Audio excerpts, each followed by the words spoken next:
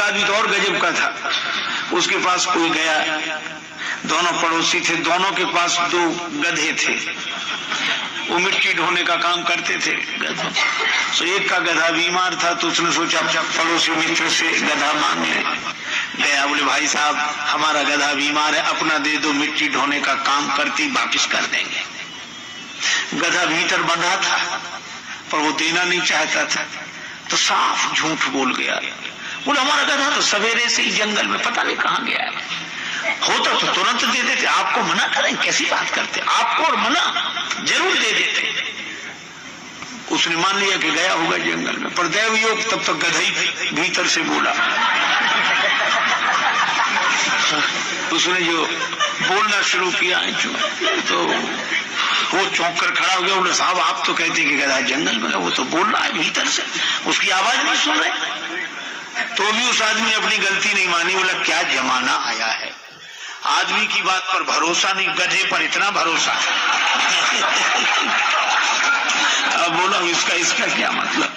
एक सज्जन प्रार्थना कर रहे थे, तन मन धन सब तेरा, प्रभु सब कुछ है तेरा, और इस पंक्ति पर ज्यादा जोर देकर प्रभु सब कुछ है तेरा। एक महात्मा सुन रहे थे, वो हंस रहे थे, उसको बड़ा बुरा लगा कि हम प्रार्थना कर रहे हैं, महात्मा हंस रहे। प्रार्थना पूरी होने दो तब बात करता हूं।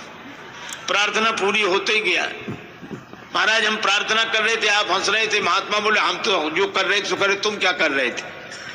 कहा हम प्रार्थना कर रहे थे। कि तुम प्रार्थना कर रहे थे कि हमारा हंसना देख रहे थे? वो बोला महाराज हम दोनों ही काम कर रहे थे। महात्मा बोले तुम दोनों ही काम करते हो इसलिए तो हम हंस रहे थे। वाणी से कहते हो तन मन धन सब तेरा, पर मन से पूछो, मन भीतर ही भीतर कहता तन मन धन सब मेरा, प्रभु सब कुछ है मेरा। आज के आदमी की नीयत तो इतनी खराब है तो प्रभु पड़ोसी का भी मेरा। इसका बस चले तो भगवान से भी कह दे मेरा मुझको दे दो, क्या लागे तेरा। यह हमारा स्वभाव है। देखो एक संत ने लिखा बड़ा सुंदर, मानव निकृष्ट कहे मेरा सिद्धांत है, मेरा है सो मेरा और तेरा है सो तेरा है। मानव निकृष्ट कहे मेरा सिद्धांत है, मेरा है सो मेरा और तेरा है सो मेरा है। मेरा तो मेरा, तेरा भी मेरा। और मध्यम मनुष्य की विनीति है प्रवृत्ति देखी, वो कहते मेरा है सो मेरा और तेरा है सो तेरा है। पर उत्तम मनुष्य के विचार अति उच्च देखे, मेरा तेरा है सो तेरा और मेरा है सो तेरा है। और तीनों के बीच में बोल उठा ज्ञानी नर, ये झूठा झमेला है, न मेरा है न तेरा है। तो है किसका ये? भगवान का। न मेरा न तेरा। 9 व्यक्ति गांव के रहने वाले कपड़े का व्यापार करते थे। 9 इकट्ठे होकर गए, नदी पार करनी थी। एक दूसरे का हाथ पकड़ लो, कोई बह ना जाए। हाथ पकड़ लिया, नदी पार कर गए। कहा कि अब संभाल लो, 9 के 9 है कि नहीं, कोई बहा तो नहीं। तो उन्होंने गिनना शुरू किया। जो भी गिने वो अपने को न गिने। 1 2 3 4 5 6 7 8 करके रह जाए। फिर दूसरा गिने, वो भी 8 ही गिने, अपने को न गिने। अब तो सबने रोना शुरू किया, बह गया बह गया, एक बह गया एक बह गया। तब तक एक महात्मा निकले, क्यों रो रहे हो? हम लोग 9 आए थे, एक बह गया। अब महात्मा ने देखा कि तो 9 के 9 खड़े हैं। महात्मा बोले नहीं, 9वां यही है, वहां नहीं है। तो कैसे फैसला हो? महात्मा बोले गिनो। तो वो व्यक्ति ने गिनना शुरू किया, 1। महात्मा बोले ठीक, 2 3 4 5 6 7 8 पे आके फिर रोने लगा। महात्मा ने वही हाथ जो 8 पे रखा था ऐसे मोड़ा कि ये 8 और ये 9। अरे मिल गया मिल गया मिल गया मिल गया महाराज, आपकी कृपा से मिल गया, आपकी कृपा से। तो बोलो गया कहाँ था जो मिल गया? हम लोग सोचते हैं ज्ञान से मुक्ति मिलती है, पर ज्ञान से मुक्ति नहीं मिलती है। ज्ञान से यह पता लगता है कि हम मुक्त हैं, मुक्त तो हैं ही, पर बिना ज्ञान के अनुभव नहीं होता। एक आदमी के पास कुछ गधे थे, उसने सभी गधों को बांधा जैसे रोज बांधता था। एक गधे की गले की रस्सी खो गई, उस गधे का कान पकड़े बैठा था। एक महात्मा निकले, भगत जी कैसे बैठे हो? कहा कि महाराज इस गधे के गले की रस्सी खो गई है, इसीलिए इसको कान पकड़े बैठा हूं मैं, इसका कान पकड़े बैठा। महात्मा बोले गधे को बांधने के लिए भी रस्सी की जरूरत?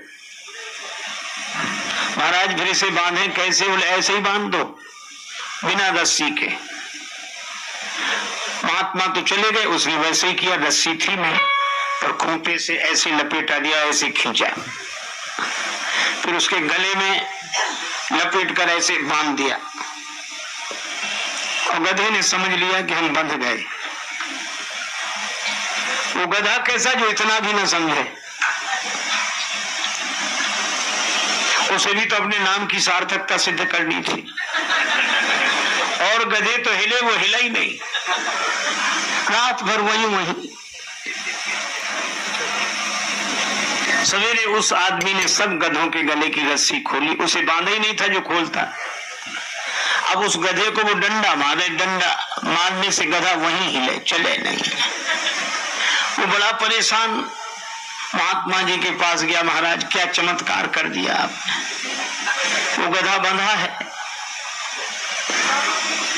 महात्मा हंसे, कोई चमत्कार नहीं, गधों के लिए तो हर बात चमत्कार हो जाती है। उसे खोला था कि नहीं? कहा उसे बांधा ही कब था? कहा जैसे बांधा था वैसे ही खोल दो। वो गया, उसने खोल दिया, और गधे ने समझ लिया कि हम मुक्त हो गए, चल दिया। अब आप ये बताओ बंधा ही कब था? पर बंधने का जैसे भ्रम था उसके मन में, उस भ्रम की निवृत्ति गुरुदेव का ज्ञान कर देता है। वह तो मुक्त था ही, मुक्त है, मुक्त है, मुक्त है। एक बार एक डॉक्टर ने कहा कि हल्का भोजन किया करो और दवा करो, परहेज करो, ठीक हो जाओ। और रास्ते में चला, सोचने लगा हल्का भोजन किया, हल्का। अब उसने अकल लगाई कि मिट्टी से हल्का पानी है, मिट्टी नीचे बैठ जाती, पानी ऊपर उठ जाता, मिट्टी के ऊपर रहता पानी, पानी हल्का है। फिर सोचने लगा कि पानी के ऊपर घी तेल डाल दो, तो पानी के ऊपर तैरता है घी तेल, तो पानी से हल्का घी तेल, और फिर घी तेल में जो सिके पूड़ी पराठा वो उससे भी हल्का। अब बोलो ऐसा हल्का भोजन करे।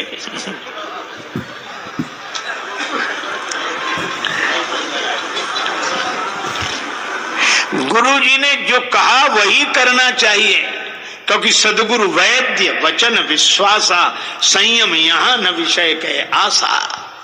कभी आपने सोचा कि हमारे जीवन की काली मां क्या है? अच्छा आप ऐसे सोचें, आपने एक शब्द सुना होगा काला धन, बहुत चर्चा का विषय रहा काला धन। और काला धन का हमको तो एक ही अर्थ लगता है, चीज दूसरे की कब्जा अपना। मुझे वो बात याद आई, एक बार बादशाह अकबर ने बीरबल से कहा कि बीरबल हम तुम्हारे पिताजी से मिलना चाहते।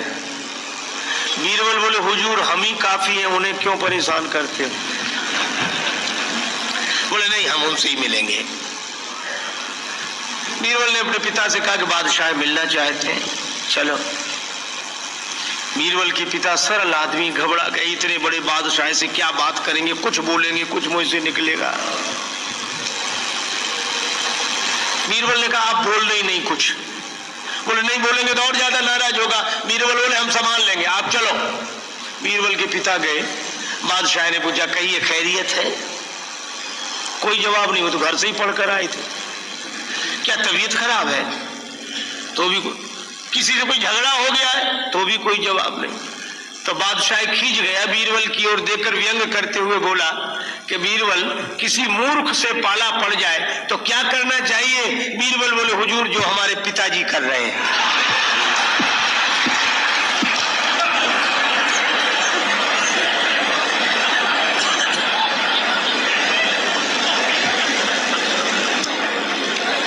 रावण के सामने हनुमान जी इसीलिए चुप थे। संत श्री कबीरदास जी से किसी ने पूछा कि आप गुरु हैं कि शिष्य? कबीरदास जी बोले दोनों। बोले दोनों कैसे? बोले ज्ञानी का मैं गुरु हूं, अज्ञानी का चेला। बोले कोई समझदार हो तो उसके तो गुरु बनकर हम समझा देते, और कोई ना समझो तो उसके हम ही चेला बन जाते कि तुम ही ठीक कह रहे हो, उसे मानना ही नहीं, क्या फायदा समझाने से। एक गुरुजी को आदत थी उनका कोई चरण दबाए तो सो जाते। दबाने वाला सोचे ये मना तो कर नहीं रहे, तो ये मना करें तो हम जाएं, तो उसने सोचा ये सो जाएं तो जाएं, पर उनकी आदत थी जैसे कोई जाता तो फिर जाग जाते।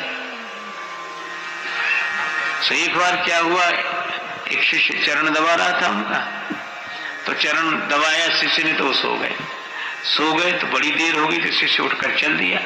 जैसे ही चला तो आंख उनकी खुल गई, तो तुरंत बोले हाँ बेटा तुम्हारे घर में और कौन कौन है? तो उसने कहा कि माता पिता और हम लोग 4 भाई हैं। अब ये सुनता कौन, तब तक और सो गए। थोड़ी देर फिर उसने शिष्य ने देखा कि अब ये सो गए तो फिर जाएं हम, तो वो जैसे ही उठकर जाता वैसे ही जाग जाते। हाँ तो कितने भाई हो? तो उसने फिर कह दिया कि 4, पर वो उत्तर सुनने के पहले ही सो जाते थे। और जैसे उठकर चले तो जाकर फिर पूछे हाँ कितने भाई हो? तो शिष्य उत्तर देते देते थक गया, कब तक कहे कि 4 भाई हैं। जब चौथी बार भी उन्होंने यही पूछा कि हाँ तो कितने भाई हो? सो चेला बोला गुरुजी अब तक तो 4 हैं, सवेरे तक 3 बचेंगे।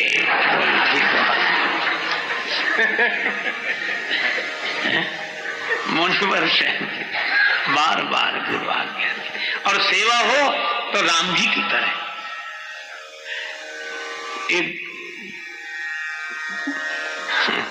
गुरु जी के पास ऐसे शिष्य, हे भगवान, नया नया चेला बनकर बैठा। अब गुरु जी छप्पर में बैठे, अंदर बाहर छप्पर, सामने मैदान।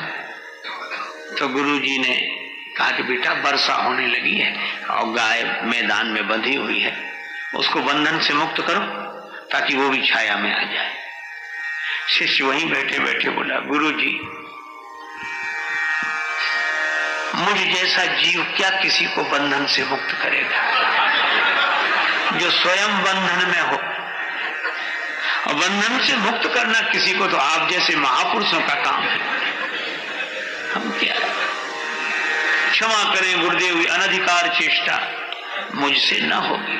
गुरुजी भी समझ गए चेला नहीं गुरु ही मिला है। गुरुजी गए, गाय को बंधन से मुक्त किया, फिर आकर अंदर बैठ गए। मन नहीं माना तो बोले बेटा बाहर जाके देखो पानी बरस रहा है कि नहीं। चेला बोला गुरुजी ये बिल्ली बाहर से ही आई है जो आपके पास बैठी है, इसके शरीर पे हाथ घुमाओ, गीली हो तो समझ लो पानी बरस रहा है, सूखा हो तो समझ लो पानी बरसना बंद हो गया है। गुरुजी फिर चुप रह गए। रात को सोने लगे तो कहा ये दीपक जल रहा है, इसको बुझा दो। चेला बोला गुरुजी सर्दी बहुत है, कौन उठे, आप तो रामायण की बात मानो, मुंह दिए नयन कतहु को नहीं, आंख बंद कर मुझे ही समझाओ। देखो मैं आपको एक बात बताऊं, भजन से संतोष आता है जीवन। गोधन गज धन बाज धन और रतन धन खान, जब आवे संतोष धन सब धन धूरी समा। भगवान का भजन करने वाला हर परिस्थिति में प्रसन्न रहने के स्वभाव वाला होता है। एक जगह कीर्तन हो रहा था, सीताराम सीताराम सीताराम कहिए, सीताराम सीताराम सीताराम कहिए, जाहि विधि राखे राम ताहि विधि रहिए, जाहि विधि राखे राम ताहि विधि रहिए। जय जय सीताराम सीताराम सीताराम कहिए, सीताराम सीताराम सीताराम कहिए। भगत लोग बड़े मस्ती से भजन गा रहे। एक आदमी भजन न गाए, वहीं बैठा जमहाई भर। उससे पूछा तुम ही भजन करो, जाई विधि राखे राम ताई विधि रही। क्या बोला, रहिए क्या, रहना ही पड़ेगा और कर भी क्या सकते हैं। यह उसकी मानसिकता क्यों है? क्योंकि वो भजन नहीं करता। अगर भजन करता तो जाई विधि राखे राम ताई विधि रहिए। देखो, दो तरह के जीव होते हैं। कुछ लोग होते हैं बल्ब की तरह, कमरे में बल्ब लगा है, स्विच ऑन करो जल जाता, ऑफ करो बुझ जाता है, आपके हाथ में ही स्विच है। और एक होता पंखा, सीलिंग फैन। महाराज, उसका स्विच ऑफ भी कर दो तो बंद नहीं होता जब तक 10-20 चक्कर न लगा ले।